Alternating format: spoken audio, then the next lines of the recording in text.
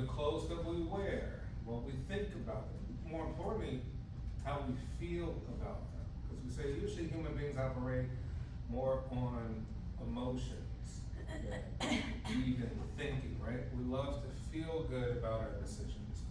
And as marketers, what could we use this information? How can we obtain it? How can we adapt and change our products and services according to what we know about human behavior?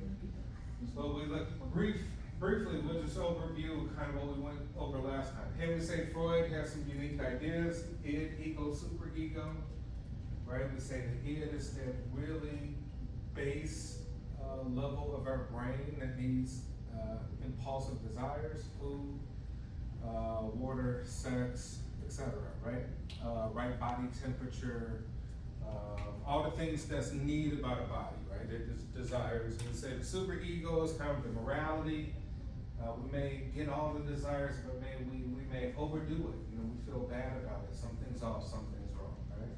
And the ego is kind of our maybe true sense of the self, our self-concept, and we make a decision based on those two opposing forces. Hey, we said Jung, who was Freud's colleague, Carl Jung, one of the greatest psychologists, developed analytical psychology, so he came up with archetypes. He came up with, throughout human history, there's been these categories of people. There's the hero, there's the mythical figure, there's the fatherly figure, there's the motherly, nurturing figure, right? And we all kind of fall into that because we've been adopted from stories, right? Through our evolution. We talked about motivational research, trait theory, personality traits. We said we got the big five, right? Scales of the big five, right? High up or low on the scale of openness, conscientiousness, extroversion, agreeableness, neuroticism. Ocean model, right? We said we kind of developed the trait theory. Beyond that, they developed, they had to add a few more items when it came to personality traits, so they developed Hexaco. Hexaco is to incorporate the humility aspect. That was really important because we say, we forgot to include psychopaths, sociopaths, Machiavellian types, narcissistic individuals, right? So we kind of had to adapt the model a little bit by adding some more dimensions to personality. We say, hey, personality traits, right, affect how we process information. There's a need for cognition. People who enjoy thinkers respond to better words and pictures. Right? Some people enjoy thinking, right, all of the time. Some people not necessarily the case. Need for affect. People who enjoy feelings respond better to pictures than words. Right? Some of us like to read books and we immerse ourselves in the stories. Others like, hey, I don't need a book. I can just go on YouTube and listen to a podcast, right? Or someone like, I want to go on YouTube and actually see the story. I need an illustration, a visual representation, right? We all kind of think and learn in different ways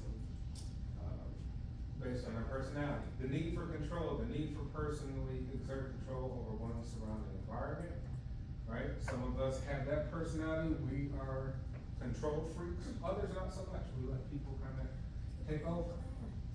Maybe people who are more in control view themselves as leaders. Maybe as others who don't need that sort of control are a little bit more subordinate.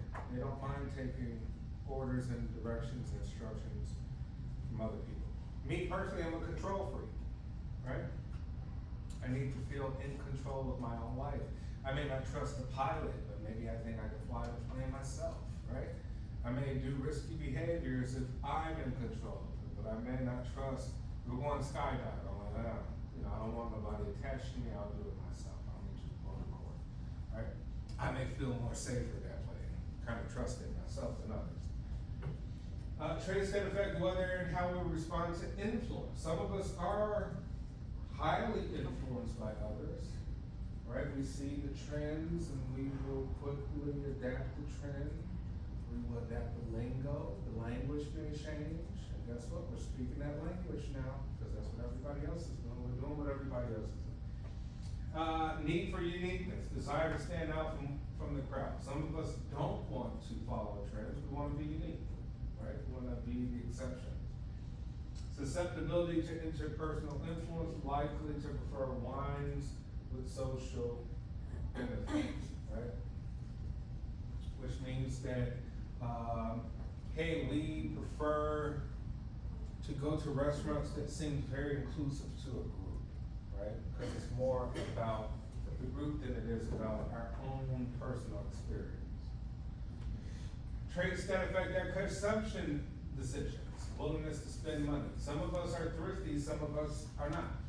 So here's two sort of personalities, right? Spendthrifts and tightwads, right? Spendthrifts and tightwads. Spendthrifts save less money and carry more debt than tightwads, right? So tightwads are people who, I would say they're maybe frugal. You know, they're very conscious about how they spend, how much the thing costs, is it worth it, how much money do